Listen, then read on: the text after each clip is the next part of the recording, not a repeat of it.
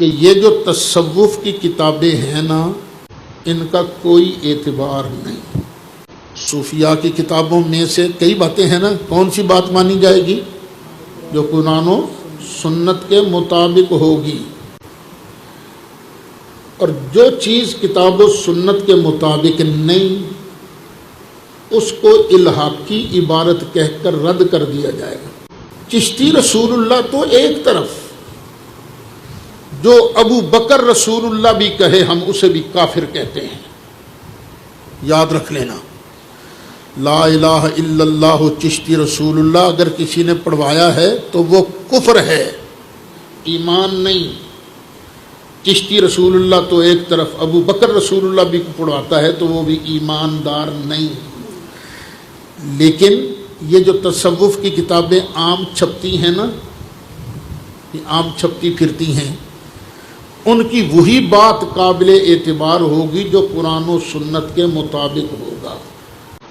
آپ کو وہی تسلی کی لکھا ہے، لیکن ہم کہیں گے نہیں الحاقی عبارت ہے، ان کی اپنی نہیں، کسی اور نے گھسیڑ دی ہے۔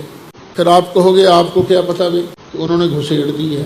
نہیں، اس لیے کہ قرآن نے صاف طور پر خاتم النبیین کہا ہے، اس لیے کہ خود سرکار نے فرمایا تھا ان النبوۃ والرسالۃ قد انقطعت فلا رسول بعدی ولا نبی بعدی، کہ سرکار نے خود فرمایا نبوت اور رسالت ختم ہو گئی ہیں، اب میرے بعد نہ کوئی نبی ہے نہ کوئی رسول ہے۔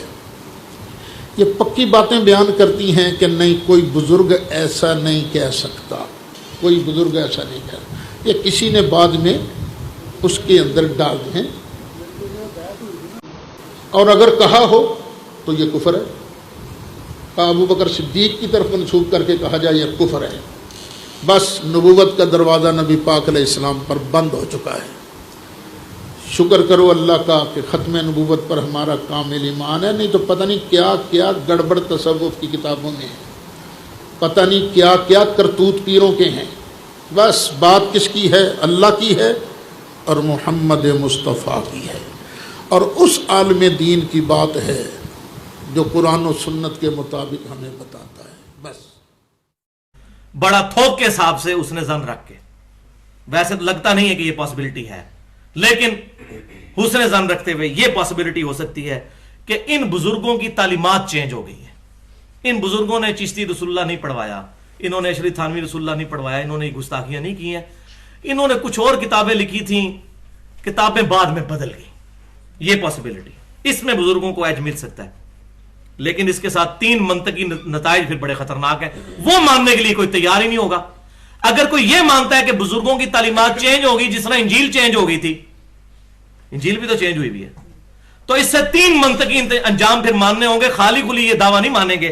پہلا یہ ہوگا کہ ان کتابوں کی اشاعت فوراً بند کی جائے اور ان کے سارے نسخے ریٹریو کیے جائیں، اور علنان ممبروں پہ کہا جائے کہ یہ فسادی کتابیں ہیں تبدیل ہوئی بھی، اور ان کو چوک میں رکھ کے آگ لگائی جائے۔ خالی کہہ کہ جان نہیں چھوٹے گی، کتابوں کے نسخے واپس لیں۔ دوسری منطقی انجام پھر لوگوں کو کہیں کہ یار یہ ہم بزرگوں کے پیچھے آپ کو لگایا ہوا تھا، خدا کے لیے اللہ نے حفاظت کا ذمہ لیا ہے قرآن اور حدیث کا، بزرگوں کی کتابوں کی تو کریڈیبلٹی خراب ہوگی۔ اور یہ جو کہتے ہیں نا جی اچھی بات لے لیں قرآن حدیث والی اور بری چھوڑ دیں، تو اچھی بھی ادھر سے لینے کی ضرورت ہے، وہ پہلے ہی قرآن حدیث میں موجود ہے۔ کہتے ہیں جی قرآن حدیث کے مطابق ہے تو لے لیں، نہیں ہے تو چھوڑ دیں، تو وہ پہلے ہی قرآن حدیث میں موجود ہے، اس کو ہی کیوں لینا ہے؟ ایسے کر کے کان کیوں پکڑنا ہے؟ گندگی کے ڈھیر سے کیوں چیز نکالنی ہے؟ جب صاف ستھری سبزی آپ کو مل رہی ہے تو گندگی کی ڈھیر پہ کوئی اگا ہوا آلو آپ نے لے کے پکانا ہے؟ یہ بھی فراڈ ہے۔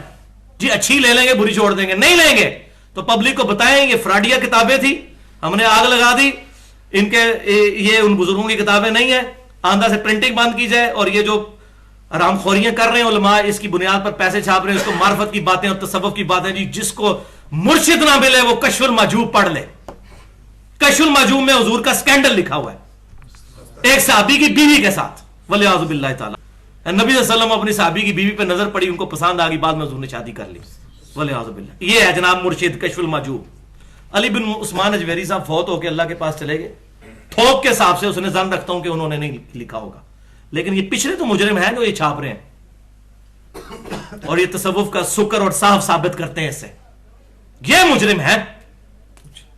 اور تیسرا منطقی انجام کے لوگوں کو کہیں کہ بھائیوں ہمارا لیڈر کوئی مولوی نہیں، کوئی بزرگ نہیں، ہمارا لیڈر امام کائنات سید الاولین والآخرین شفیع المذنبین رحمت للعالمین سیدنا و مولانا امام اعظم محمد رسول اللہ صلی اللہ علیہ وآلہ وسلم، جن کے بارے میں کیٹاگوریکل مینشن ہے ما ضل صاحبکم وما غوا، تمہارے نبی نہ کبھی بہکے ہیں نہ کبھی بہرا چلے ہیں، اس کے علاوہ کوئی بندہ بھی گمراہ ہو سکتا ہے، ہم کسی کے بارے میں شورٹی نہیں دے سکتے کہ وہ حق پر تھا، حسن ظن نہیں رکھ سکتے ہیں۔